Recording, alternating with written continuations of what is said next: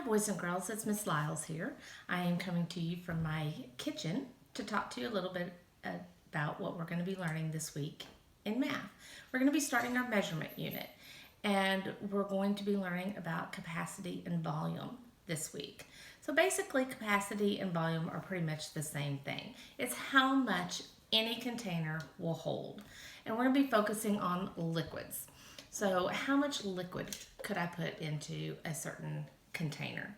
Okay, so here in the United States, we measure in what we call our customary units.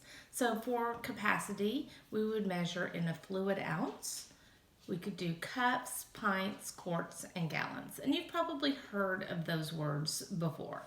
You go to the store and you buy a gallon of milk, or maybe you buy a quart of ice cream. And so that's measuring the capacity, how much milk we can put into the container. The rest of the world uses the metric system. So for capacity, they would measure in their smallest measurement, which is a milliliter. That's about 1 drop of water that you could put in the palm of your hand. And then they would use liters as well for bigger things. A liter is 1,000 milliliters. So 1,000 drops of water would equal a liter.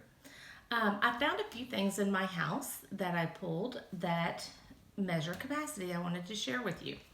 So this is a measuring cup that I would use if I'm cooking a recipe or something like that. It is a 2-cup size here, but it also gives me some other information. Like up to this point here is measuring 1 cup. It tells me that it is 8 fluid ounces. FLOZ stands for fluid, meaning a liquid, something that can flow, and then ounce. And I have a little bit bigger here of a measuring cup. This holds 4 cups. And so it also tells me how many cups. In the middle, it tells me the ounces. So 4 cups is equal to 32 ounces, fluid ounces. And then it also tells me it's the same size as a quart. So this would be 1 quart or 4 cups that we could put into this. This is a little pitcher that I would use if I'm making some Kool-Aid or some lemonade for my kids. It's kind of old, so the markings are a little faded, but about right in here is where 2 quarts would be. And a little bit higher is 2 liters. It shows both measurements. So these 2 cups also show the metric system as well. So on the back of this bigger one, it gives me that this is 1 liter.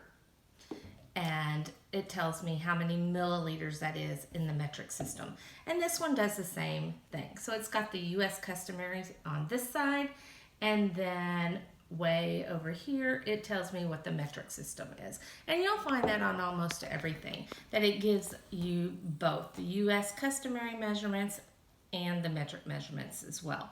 So I found a couple other little examples I was going to show you. My son Reagan, he loves to drink his little protein drinks every morning when he gets up. And at the bottom, it tells us how much liquid is inside this, what is the capacity of his protein drink. And so if we can look down here, we can see that it holds 8 FL, that means fluid again, and ounces.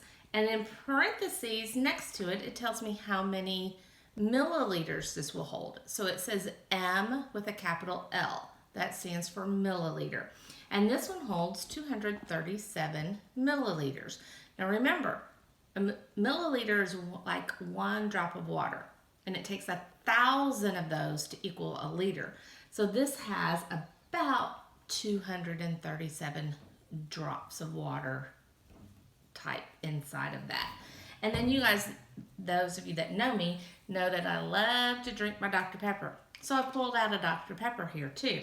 Now, this can of Dr. Pepper holds 12 fluid ounces, which it also tells me my metric measurement here as well. 355 milliliters would fit into this can. So the capacity of my Dr. Pepper is 12 fluid ounces or 355 milliliters. So this is just a quick introduction of what capacity is.